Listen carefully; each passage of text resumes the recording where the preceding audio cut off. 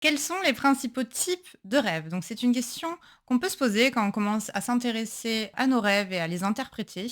C'est-à-dire qu'on distingue rapidement qu'il existe effectivement des rêves assez différents les uns des autres et on commence à se demander si le rêve qu'on a, est-ce qu'il est un petit peu prémonitoire? Est-ce qu'il parle de quelque chose du passé? Dans quelle mesure il parle du présent? Etc. Donc c'est une question absolument normale à se poser. Et du coup aujourd'hui, pour répondre à cette question et vous guider un petit peu dans votre travail d'interprétation de vos rêves, je vais vous proposer une classification en 8 grands rêves, donc les 8 types de rêves principaux, à mon sens, qu'on peut retrouver le plus. Alors juste avant de commencer, ce qu'il faut savoir, c'est que cette classification n'est pas exhaustive et comme je vais vous expliquer à la fin de la vidéo, c'est vraiment une classification à prendre avec des pincettes, comme tout type de classification de rêves que vous pouvez lire dans les livres. Donc je vous invite à aller jusqu'à la fin de vidéo pour que je vous explique un petit peu en quoi c'est important cette petite subtilité quand même pour pas, tomber un petit peu dans quelque chose de simpliste et de n'importe quoi.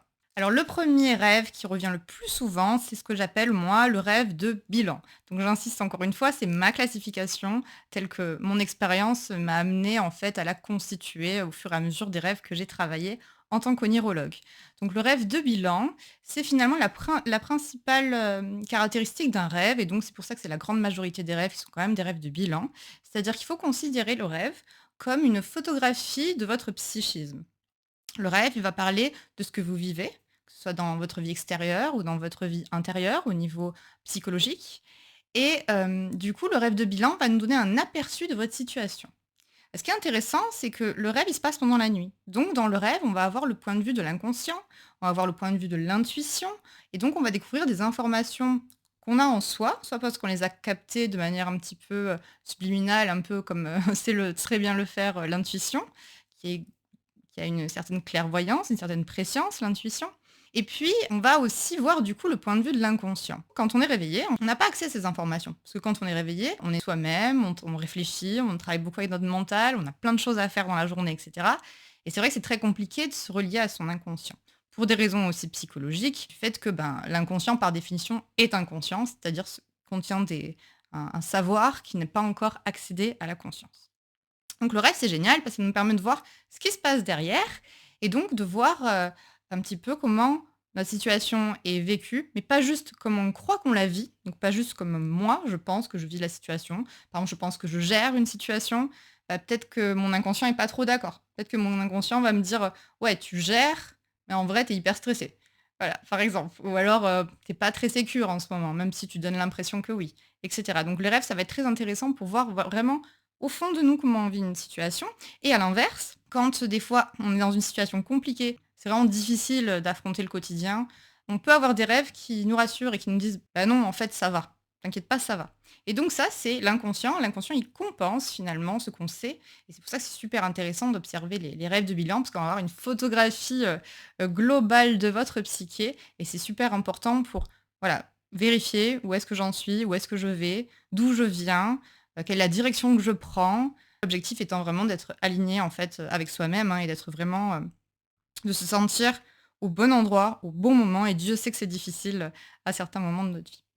Donc le deuxième grand type de rêve, ça va être le rêve d'alerte. Un rêve d'alerte, moi j'appelle ça aussi un rêve de mise en garde. Donc la différence, c'est que c'est aussi une rêve de bilan, on va aussi avoir une photographie de ce qui se passe en ce moment, mais dans le rêve d'alerte, on va avoir une indication qu'il y a un danger.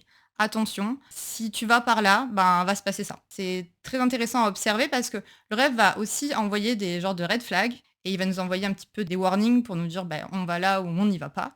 Et donc ça c'est très très bien de pouvoir interpréter un rêve d'alerte et puis on le sent émotionnellement. Dans un rêve d'alerte, il va y avoir une sensation particulière, il va y avoir une émotion particulière et on peut même se réveiller le matin un petit peu dans un état émotionnel, différent de d'habitude, un petit peu sur le qui-vive et donc du coup, pour l'interpréter, ça va nous permettre de savoir qu'est-ce qui, dans ma vie en ce moment, me touche, qu'est-ce qui, est, pas une très bonne idée et cetera et encore une fois, parfois, il y a des choses qu'on fait en pensant que c'est très, très bien de faire ça et au fond de nous, il y a une espèce de sagesse intérieure qui va nous dire: «Oui, mais non, peut-être pas».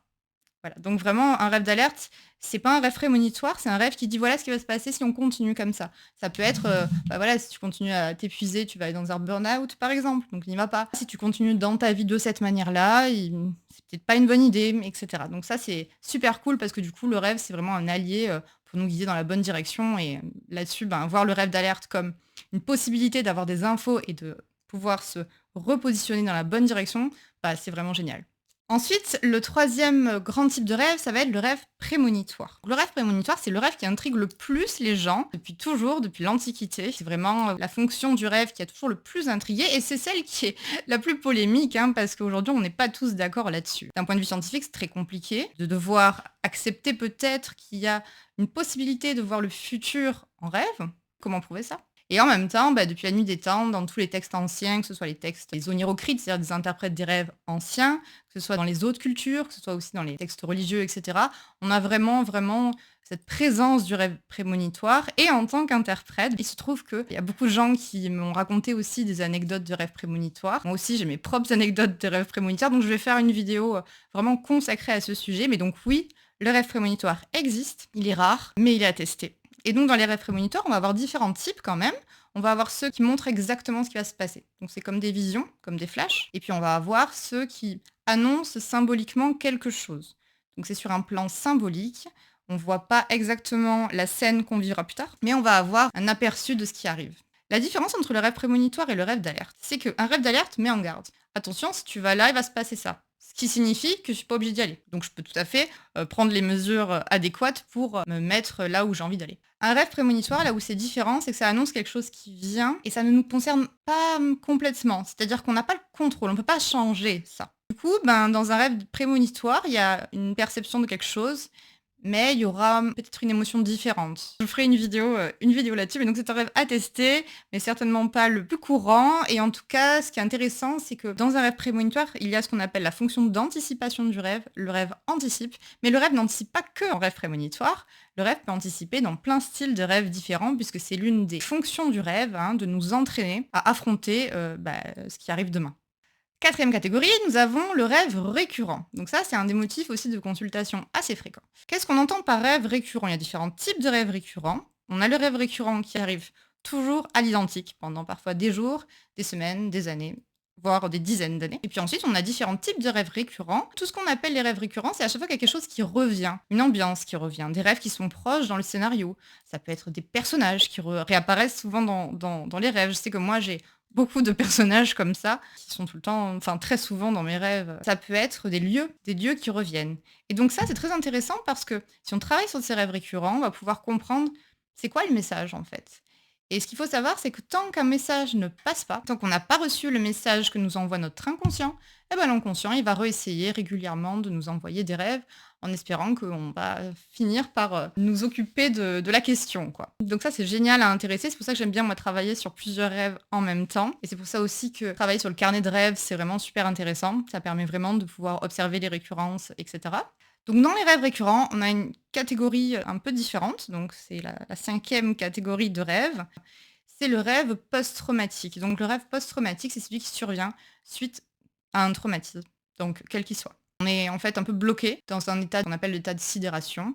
Et donc là, on va revivre la scène traumatisante régulièrement, la nuit, etc. Donc ça, c'est très compliqué parce que tant que le rêve revient, ce sont souvent des cauchemars, malheureusement, c'est rarement des chouettes rêves, ça veut dire que finalement, même si l'événement est terminé, même si ça fait partie du passé, ben, il est encore actuel, il est encore actualisé, c'est-à-dire qu'il est encore vécu émotionnellement dans le présent. C'est comme si on n'arrivait pas à vraiment accepter que le passé, il est passé en fait. Mais c'est pas notre faute, hein, c'est au niveau du cerveau. Mais on est toujours quelque part imprégné de ce traumatisme et donc pour ça, travailler sur un rêve post-traumatique qui revient toujours de la même manière ou plus ou moins. Le mieux, c'est quand même de faire une thérapie pour pouvoir euh, exprimer tout ça et pour pouvoir vraiment passer à la suite, quoi. Ensuite, nous avons le rêve spirituel. Le rêve spirituel, c'est un rêve qui va être extrêmement symbolique, en général. C'est-à-dire que c'est rarement un rêve réaliste. Et on est vraiment sur quelque chose d'allégorique. Enfin, on est à un niveau de symboles, d'images, etc., qui est vraiment très fort. Donc, c'est des rêves qui vont vachement emprunter dans l'inconscient collectif. C'est-à-dire que plutôt que d'emprunter dans notre banque à souvenirs de la mémoire, que Freud a appelé l'inconscient personnel, le rêve spirituel va aller puiser dans l'inconscient collectif. Dans l'inconscient collectif, c'est la capacité humaine à créer des idées, des pensées, des structures, des symboles, etc. Donc du coup, on va avoir vraiment des choses très très symboliques dans ces rêves-là, et ce sont des rêves qui vont évoquer plutôt le niveau de conscience atteint par la personne, son ouverture spirituelle, le sens de la vie, où est-ce qu'elle en est dans son cheminement, comment, elle fait des liens entre les choses de sa vie, comment les événements de sa vie prennent du sens. C'est des rêves qui sont beaucoup plus fréquents chez des gens qui sont dans la deuxième partie de leur vie, hein, donc à partir de 45 ans à peu près, où là on voit qu'il y a de plus en plus de ce genre de rêves et c'est très, très beau. Ensuite, le septième type de rêve, ce sont les grands rêves. Les grands rêves, ça c'est un terme de Carl Gustav Jung, c'est des rêves qui parlent à la fois de ce que vit la personne, mais également de la société. C'est-à-dire, nous vivons en tant qu'êtres humains des problématiques, ce sont des problématiques existentielles, et ce qu'on traverse, et les difficultés qu'on traverse sont dues à qui on est, à notre personnalité, à notre éducation, à notre héritage social et éducatif et familial, etc. Et aussi en fait à la société dans laquelle on appartient. Nous-mêmes, nous captons, nous sommes une version d'une époque. Et donc, dans certains rêves, on peut voir se dessiner une problématique qui est une problématique d'ordre collectif. C'est-à-dire que le rêve parle de la personne, mais parle aussi de la société, parle aussi du groupe duquel cette personne appartient. Et donc ça, c'est super intéressant parce que quand on voit ça en rêve, à la fois la personne s'est dit waouh, ça me touche moi, et en même temps, bah oui, force est de constater que ça parle un petit peu de la marche de l'histoire et du destin de l'humanité et de la manière dont en ce moment l'humanité agit et se construit. Donc ça, c'est super parce qu'il y a cette fonction en rêve de prendre la température de l'humain en fait, de où est-ce qu'on en est au niveau de la conscience, au niveau de notre humanité, au niveau de ce que c'est être humain, etc. Et enfin, le dernier type de rêve, ça c'est plus rare, ça dépend des gens encore une fois, c'est le rêve télépathique. Le rêve télépathique, qu'est-ce que c'est? C'est certains rêves en fait qui vont comme nous connecter avec quelqu'un, c'est-à-dire que je ne sais pas du tout comment ça fonctionne, je n'ai aucune idée de l'explication. Si jamais un jour il y a une explication scientifique à ce phénomène, mais je serais tellement ravie, ce serait vraiment une joie. Mais le fait est que en rêve, on peut des fois avoir des infos qui concernent quelqu'un d'autre. On va se connecter quelque part à lui, ou je ne sais pas, ou alors c'est lui qui va nous envoyer les infos. Je ne sais pas comment ça se passe au niveau de l'univers, mais du coup, on va avoir des rêves qui parlent pas vraiment de nous, qui parlent d'une autre personne, de ce que vit cette autre personne, de ce que traverse cette autre personne, ce qu'elle vit en fait intérieurement un petit peu. Du coup, bah, c'est trop bien parce que ça va être l'occasion d'aller lui parler et de lui dire voilà, j'ai rêvé de ça, qu'est-ce qui se passe pour toi en fait, etc. Et la personne peut être assez surprise de dire bah ouais, comment tu sais en fait, t'as capté des infos que j'ai dit à personne et qui me tourmentent, qui voilà. Donc ça, c'est le rêve télépathique. Donc c'est probablement aussi une des fonctions du rêve, de relier les gens les uns avec les autres, de pouvoir discuter de ce qu'on rêve, de pouvoir faire du lien en fait. C'est vraiment, à mon sens, un des grands pouvoirs du rêve, de faire du lien entre les âmes, puisque le rêve est un message de l'âme. Alors, est-ce que cette classification, c'est important, que je vous disais en début de vidéo? Alors franchement, non, c'est pas du tout important de savoir cette classification. C'est-à-dire que c'est ma classification par rapport à ce que moi j'ai rencontré dans ma vie, ce que moi je connais, mais c'est pas important parce que chaque rêve est unique. Ce qui est vraiment intéressant, c'est de voir le message de chaque rêve. La classification, on s'en fiche un peu, hein. Le but, c'est pas de le mettre dans des catégories. Mais ça peut nous donner des indications, des pistes.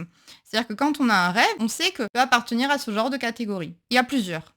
C'est-à-dire que les 3 quarts du temps, un rêve n'appartient pas à une seule catégorie, mais à plusieurs. Ça, c'est bien, mais ça peut nous permettre d'être en tout cas ouverts aux classifications de chaque interprète, hein, parce que chaque interprète a la sienne. Ça va nous permettre d'être ouverts aux différentes fonctions du rêve. On sait que tout ça existe et on peut voilà, ne pas passer à côté de quelque chose quand on reçoit un rêve, ne pas passer à côté de quelque chose quand on reçoit un rêve. Par exemple, si on sait qu'un rêve de mise en garde existe, le jour où on en a un, ben, on sait que ça existe, donc on peut le reconnaître. Merci d'avoir regardé cette vidéo. Si vous aussi, vous voulez comprendre vos rêves, je vous propose d'accéder à un cours gratuit en cliquant sur le lien dans la description. Je vous expliquerai comment apprendre à interpréter vos rêves sans dictionnaire des rêves et ainsi mieux comprendre ce qui se passe dans votre psyché. Pensez à vous abonner pour avoir plus de vidéos sur le rêve et n'hésitez pas à me laisser un commentaire pour me poser des questions et me donner d'autres idées de vidéos. À bientôt!